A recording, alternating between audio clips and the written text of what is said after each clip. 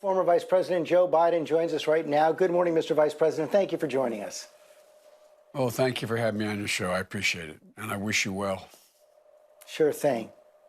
We just heard President Trump there talking about you at his press conference yesterday, but his team also said this week that he'd be open to taking a phone call from you. Has that phone call happened? And if it does, what's the most important thing you want to tell him to do right now? Well, it hadn't happened. I'm happy to talk to him, and I just tell him what we found is important to do when we went through not as bad, but a similar crisis, and that is to you have to move swiftly, and we have to move more rapidly. You have to implement the Defense Production Act, empower a supply commander, create a Defense Production Act for banks to get out small business loans, ramp up testing, a whole range of things. You got to go faster than slower, and we started off awfully slow. He indicated that I complimented him on dealing with China. Well, 45 nations had already moved to keep block China's personnel from being able to come to the United States before the president moved. So it's about pace. It's about the urgency, and I don't think there's been enough of it.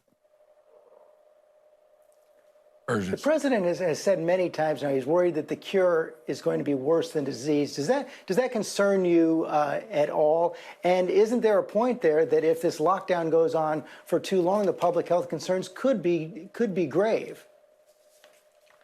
Well, the public health concerns can be grave. And, you saw what's happening in Singapore. They moved very rapidly to bring down the coronavirus down to zero.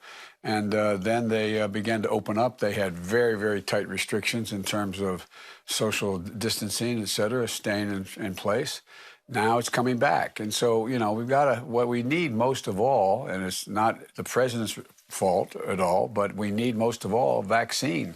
But in the meantime, we have to take all the efforts we can to make sure we prevent the spread, lower that curve, as they talk about, and move from there. And that's why I think, George, we're going to need not only this last CARES Act that the Congress passed, which did a great deal, we're going to need at least 2 more iterations of that, I believe. And we've seen also these new guidelines from the CDC saying that they believe that the public now should wear masks in public. President Trump said he doesn't want to do it. He's not going to do it. But several other leading politicians are. When you go in public going forward, will you be wearing a mask? Yes.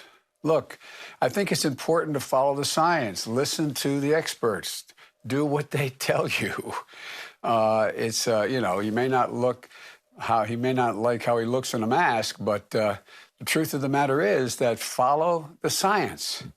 That's what they're telling us. So if I go out in public, and I have not gone to commercial places of late, I haven't gone to my local church, et cetera, where there are no services, actually. But my generic point is that you should follow the science. And your campaign videos have been quite tough on the president. You say his failures, his incompetence are going to cost lives. Is that what's happening now? Well, look, what I have been saying is that he's moving too slow. The virus is not his fault. But the response is his responsibility. Look, there are a few things he can do. He can immediately and fully implement the Defense Production Act, which I and many others called for a long time ago, and he's just getting underway with it. There's still no Defense Supply Act, Production Act for gloves, masks, all the things first responders need. We should create a Bank Defense Production Act. We got to get those small business loans out. You saw what American Express did. Bank of America did. They came out and said, unless you already have loans with us, unless you've already worked with us, unless you have a credit card with us, we're not gonna, even though they're government guaranteed loans, we're not gonna process those loans.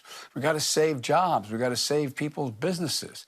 They have to exponentially ramp up testing. We've been talking about 4 million tests are going to be available. Look, where's all this? Where is it? What's being done?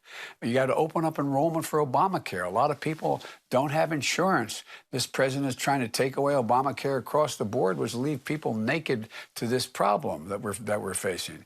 And we have to finally get some data how this coronavirus is really hurting African Americans and minority communities. These are things that should be done now, but you need a supply commander in charge of it all, and right out of the White House, right out of the direct response to the president, so we know where to get what we have to get and get it quickly.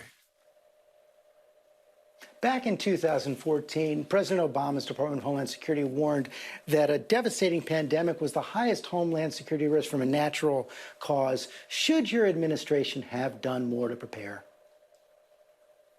Well, we did a lot to prepare, as you know, George. We set up an office within a pandemic office within the White House. We expanded CDC in other countries so we could be, in fact, observe, see when things were coming, how things were moving. We put people in China. I mean, we did a whole lot of things, and they got a very detailed breakdown on this by a briefing to the Trump administration when we transitioned out of office. But the president dismantled almost all of that, and he drastically cut the budgets for the CDC. He drastically cut the budget for the anyway. So he didn't follow through on any of what we suggested was a real problem. And it's going to continue to be a problem. We've got to learn lessons from this. We can do much better than being done now, and we can eventually get to the place where we can, you know, these viruses, you know, George, they have no borders. You can't build a wall. You can't you can't have, you know, people at the border trying to stop it. It's beyond that capacity. You have to know what's coming, where it's coming from, and how to deal with it. Let's deal with the situation with Captain Brett Crozier from the USS Theodore Roosevelt. As you know, he was fired earlier this week. The president said yesterday he 100% supports that decision. Your response? I think it is. I think it's close to criminal the way they're dealing with this guy, not his conduct. The idea that this man stood up and said what had to be said, got it out that his troops, his Navy personnel were in danger. In danger. Look how many have the virus. I think the guy should have a commendation rather than be fired. Finally, sir, I want to turn to some politics before we go. As you know, Wisconsin now having its primary on Tuesday. Your opponent, Senator Sanders, has said that should be put off, and the governor now joined that chorus as well. But it looks like it's going to happen. Is that wise? Well, look, I think they should just follow the science. You know, what I've been hearing, I've been following like you have, like everybody has, watching the court action. Is still in court now. But I think whatever the science says is what we should do. And does that hold for the convention as well? Are you open to the Yes. idea that it just may not be possible to do the convention in August? Well, we're going to have to do a convention, may have to do a virtual convention. I think we should be thinking about that right now. The idea of holding a convention is going to be necessary, but we may not be able to put 10, 20, 30,000 people in one place, and that's very possible. Again, let's see where it is. What we do between now and then is going to dictate a lot of that as well. But my point is that I think you just got to follow the science. Listen to the experts. Listen to the Faucis of the world. And if that's the case, it's the case. But we cannot let this. We've never allowed any crisis from the Civil War straight through to the pandemic of 17, all the way around 16. We have never let our democracy take second fiddle. We can both have a democracy and elections and at the same time correct the public health. But I think it's time we start thinking about how we're going to hold elections, whether we're going to have to and spend a lot of time figuring whether we do. Is it going to mostly be by mail, which is not the preferred route for everyone? How are we going to do that? How are we going to make it available to everybody? And I think that has to be underway. I know you've talked to Bernie. Smart people thinking about now. I know you've talked to Bernie Sanders about your vice presidential pick. Tell us a little bit about how that's going. Is he ready to unify behind your candidacy? And has he given you any recommendations?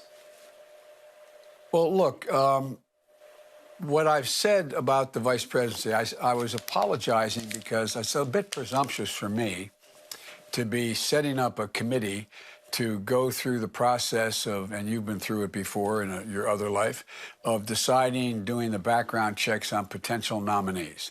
And I was apologizing to him by saying, Bernie, I don't want in any way, and not in any way to demean your effort, but if we don't start now, we're not going to be able to get there. And he was very gracious, said he understood. It wasn't about asking him for recommendations of who he or I would pick were we the nominee for vice president. It was about saying to him, Bernie, I feel somewhat foolish since, although it's likely I'm the overwhelming likelihood to get the nomination, that in fact it's not officially done yet, and I'm moving forward with a committee for vice presidential selection and to be able to set up a circumstance where the background checks can be done. As you know, they take a lot of time. And if we don't start now or shortly in the month of April, it's going to be hard to get it done. So I was basically apologizing and making it clear I wasn't trying to be presumptuous in any way, push him. And he said he appreciated that. That was the extent of our discussion about the vice presidency. Mr. Vice President, thanks for your time this morning. Thank you. Thank you, George. Good luck to you, man. Hi, everyone. George Stephanopoulos here. Thanks for checking out the ABC News YouTube channel. If you'd like to get more videos, show highlights, and watch live event coverage, click on the right over here to subscribe to our channel. And don't forget to download the ABC News app for breaking news alerts. Thanks for watching.